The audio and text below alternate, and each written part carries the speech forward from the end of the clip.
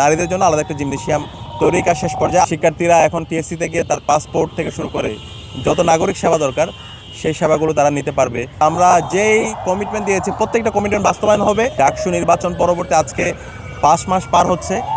আমরা ইতিমধ্যে শিক্ষার্থীদের কাছে যে কমিটমেন্টগুলো দিয়েছিলাম আলহামদুলিল্লাহ প্রত্যেকটা কমিটমেন্ট আমরা অ্যাড্রেস করার চেষ্টা করেছি। কিছু কাজ ইতিমধ্যে বাস্তবায়ন হয়ে গেছে, কিছু কাজ প্ল্যানিং অবস্থায় এক্সিকিউশন লেভেলে আছে। তো আলহামদুলিল্লাহ আমরা যেই কমিটমেন্ট দিয়েছি প্রত্যেকটা কমিটমেন্ট বাস্তবায়ন হবে। তার চেয়ে আমরা বহুগুণ বেশি কাজ করে পরবর্তী যারা আসবে তাদের জন্য চমৎকার একটা ক্যাম্পাস রেখে যাবো ইনশাআল্লাহ। আজকে আমরা এসেছি ঢাকা বিশ্ববিদ্যালয় শারীরিক শিক্ষা কেন্দ্রের এখানে আমাদের যে উন্নয়ন প্রকল্প সেটার অগ্রগতি দেখার জন্য। বিশ্ববিদ্যালয়ের শিক্ষার্থীদের অনেক দিনের দাবি, বিশেষ করে নারী শিক্ষার্থীদের তাদের জন্য একটা আলাদা জিমনেশিয়াম করা। তো এর আগে এটা নিয়ে অনেক কথা হয়েছে, আলাপ হয়েছে, বিভিন্ন স্মারক দেওয়া হয়েছে বিশ্ববিদ্যালয় প্রশাসনকে। আলটিমেটলি এই জিমনেশিয়ামটা হয়নি। একটা জিমনেশিয়াম আছে, সেটা খুবই জীর্ণ অবস্থায়, সেখানে ছাত্র এবং ছাত্রী সবার জন্য আলাদা শিফটে জিম করতে হতো।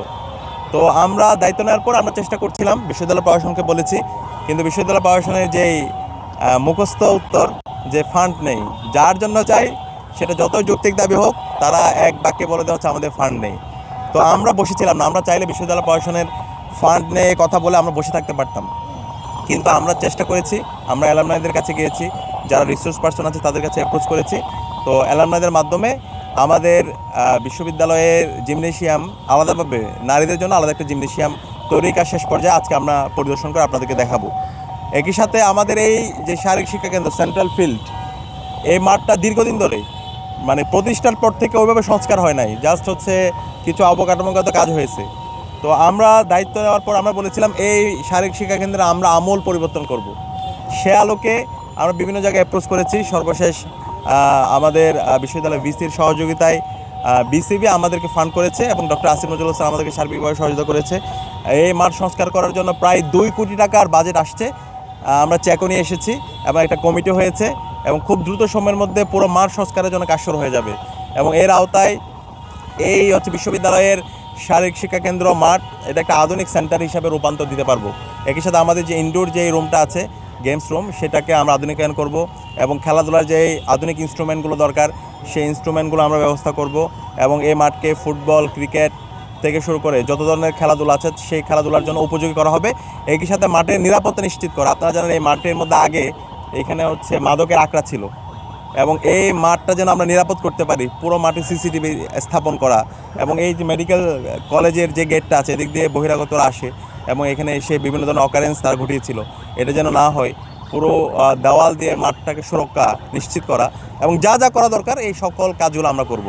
তো আমরা কথার চেয়ে কাজ দিয়ে নিজেদেরকে প্রমাণ করতে চাই, আমরা গলাবাজি করতে চাই না। শিক্ষার্থীদের কাছে আমরা আমাদের কাজ দিয়ে আমরা নিজেদেরকে প্রমাণ করতে চাই। তো আলহামদুলিল্লাহ ইতিমধ্যে আমরা আমাদের প্রত্যেকটা কাজ শিক্ষার্থীদের কাছে আমরা হাজির করেছি। ইতিমধ্যে আমরা সেন্ট্রাল মসজিদ দেখতে পেয়েছেন, সেন্ট্রাল মসজিদে আমূল পরিবর্তন হয়েছে। 65 বছর পরে এই সেন্ট্রাল মসজিদের সংস্কার হয়েছে এবং এই মসজিদটা খুব দ্রুত সময়ের মধ্যে একটা কমিউনিটি কমপ্লেক্স আমরা স্থাপন করব, যে এই মসজিদের মধ্যে নারীদের জন্য নামাজের বড় জায়গা থাকবে, ওইখানে সেমিনার রুম থাকবে, ওইখানে লাইব্রেরি থাকবে। একই সাথে হচ্ছে ওইখানে গবেষণার জন্য আলাদা সেন্টার থাকবে। সব আধুনিক যে মসজিদের যে প্রস্তাবনা এই সকল কিছুর বাস্তবায়ন আমরা আমাদের নতুন সেন্ট্রাল মসজিদে করব। এর বাইরে আমাদের ক্যাম্পাসের প্রত্যেকটা হলের মসজিদগুলো আমরা সংস্কার করছি, উপাসনালয়গুলো আমরা সংস্কার করছি। আমাদের বিশ্ববিদ্যালয়ের মেডিকেল সেন্টার, যেটাকে আগে নাফা সেন্টার বলা হতো, সেই মেডিকেল সেন্টারের আমূল পরিবর্তন হয়েছে।